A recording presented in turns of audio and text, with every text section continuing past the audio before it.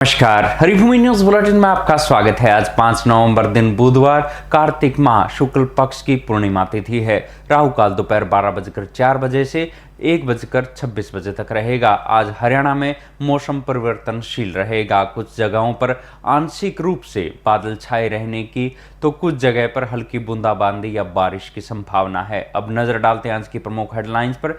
छत्तीसगढ़ में खड़ी मालगाड़ी से टकराई पैसेंजर ट्रेन, 8 की मौत, 18 से अधिक घायल, बोगी काट कर निकाले फंसे यात्री। ऑनलाइन जुआ सट्टा, सुप्रीम कोर्ट ने सरकार से मांगा जवाब। ई स्पोर्ट्स गेम्स के नाम पर ऑनलाइन जुआ चलाने पर कार्रवाई का आदेश।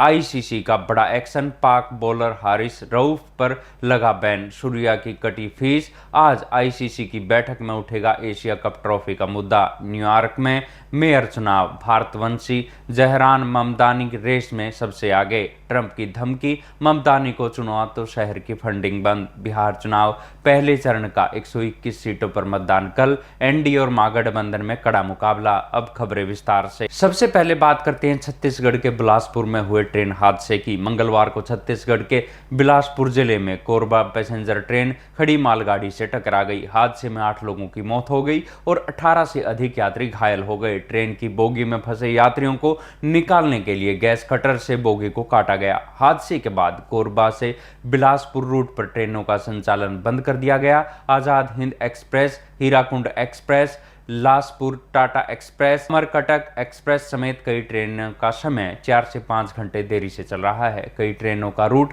बदला गया है। रेलवे ने मृतकों के परिजनों को 10-10 लाख और घायलों को 5 लाख मुआवजे का ऐलान किया है। कोरबा पैसेंजर ट्रेन और एक मालगाड़ी की टक्कर के बाद एक बच्ची को बोगी से सुरक्षित निकाला गया। बच्ची को अंदरूनी चोटें आई हैं, जिसका रेलवे अस्पताल में इलाज चल रहा है। बच्ची का नाम ऋषि यादव है। अब बात करते हैं ऑनलाइन गेम पर सुप्रीम कोर्ट के आदेश की। मंगलवार को सुप्रीम कोर्ट ने ऑनलाइन गेमिंग कानून को चुनौती देने वाली याचिकाओं पर सुनवाई की। कोर्ट ने सभी याचिकाओं पर सरकार से विस्तृत जवाब मांगा है तथा मामले की अगली सुनवाई 26 नवंबर को होगी। जस्टिस जेवी पाद्रीवाला और केवी विश्वनाथन की बेंच ने कहा कि हम चाहते हैं कि केंद्र सरकार जवाब की कॉपी याचिकाकर्ताओं के वकीलों को पहले से दे दें ताकि वे भी जल्द से जल्द अपना जवाब दाखिल कर सकें। एक शतरंज खिलाड़ी की याचिका पर सुनवाई करते हुए बेंच ने सरकार को ई स्पोर्ट्स गेम की आड़ में ऑनलाइन जुआ सट्टेबाजी चलाने वाले प्लेटफॉर्म पर कार्रवाई करने के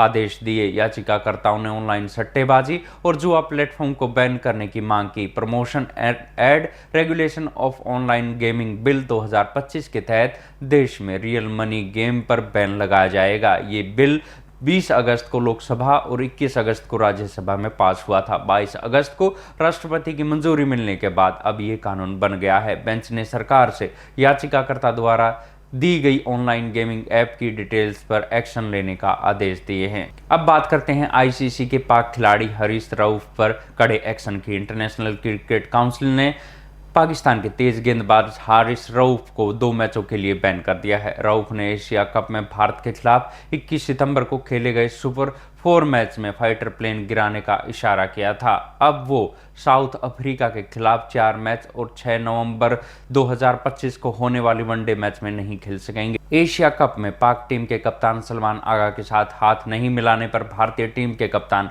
सूर्य कुमार की 30% मैच फीस काटी गई है। बीसीसीआई ने पाक खिलाड़ी हारिस रऊफ और साहिब ज्यादा फहरान के खिलाफ आईसीसी में शिकायत दी थी, जबकि पाकिस्तान क्रिकेट कंट्रोल बोर्ड ने भारतीय कप्तान सूर्य कुमार यादव के खिलाफ शिकायत दी थी।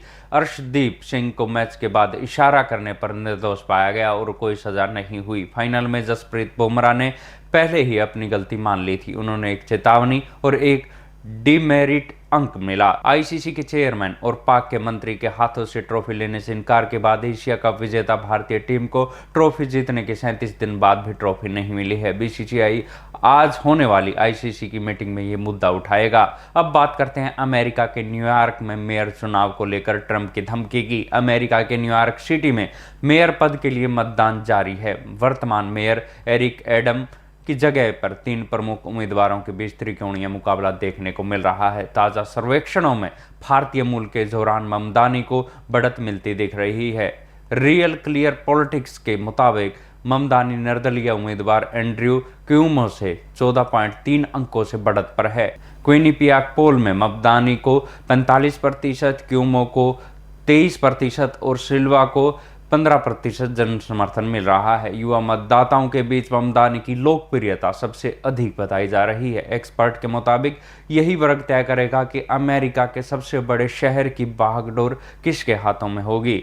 वोटिंग के कुछ घंटे पहले राष्ट्रपति डोनाल्ड ट्रंप ने चेतावनी दी है कि अगर ममदानी चुनाव जीतते हैं तो न्यूयॉर्क को मिलने वाली फंडिंग कम कर दी जाएगी। उन्होंने कहा कि जरूरी फंड के अलावा वे और कोई भी फेडरल फंड शहर को नहीं देंगे। अपने इस बयान से डोनाल्ड ट्रंप एक बार फिर अपने विरोधियों के निशाने पर आ गए हैं। और अंत में बात करते हैं बिहार विधानसभा चुनाव की। बिहार के पहले चरण की 121 सीटों पर पहले चरण में कल होने वाले मतदान में इंडिया गठबंधन के सीएम फेस तेजस्वी यादव, उप मुख्यमंत्री सम्राट चौधरी और विजय सिन्हा, लोक गायिका मैथिली ठाकुर, भोजपुरी फिल्म स्टार खेसारी लाल यादव, लालू यादव के बड़े बेटे, जनशक्ति जनता दल के तेज प्रताप यादव, जनता दल यूनाइटेड प्रदेश अध्यक्ष उमेश कुशवाहा और भोला यादव की किस्मत का फैसला ईवीएम में बंद हो जाएगा। पहले चरण में मधेपुरा, सहरसा, दरभंगा, मुजफ्फरनगर, गोपालगंज, सिवान, सारण, वैशाली, समस्तीपुर, बेगूसराय, खगड़िया, मुंगेर, लखीसराय, शेखपुरा, नालंदा, पटना, भोजपुर और बक्सर जिलों में मतदान होगा। पहले चरण के 6 नवंबर को 121 सीटों पर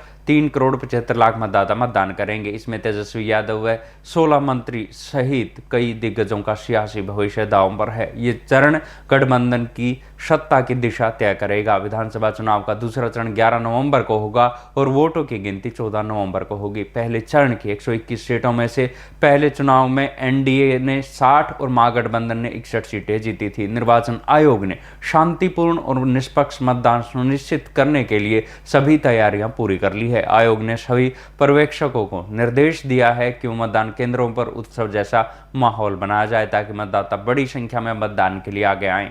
आयोग ने बूथ पर 100% वेबकास्टिंग, नई मतदाता सूची पर्ची की सुविधा और ईवीएम नेट ऐप के माध्यम से मतदाता रिपोर्टिंग जैसे तकनीकी नवाचारों को लागू किया है। ऐसी ही खबरों से जुड़े रहने के लिए देखते रहिए हरिभूमि टीवी। और अधिक खबरों को विस्तार से जानना है तो हरिभूमि अखबार पढ़ें या हरिभूमि की वेबसाइट पर जाएं।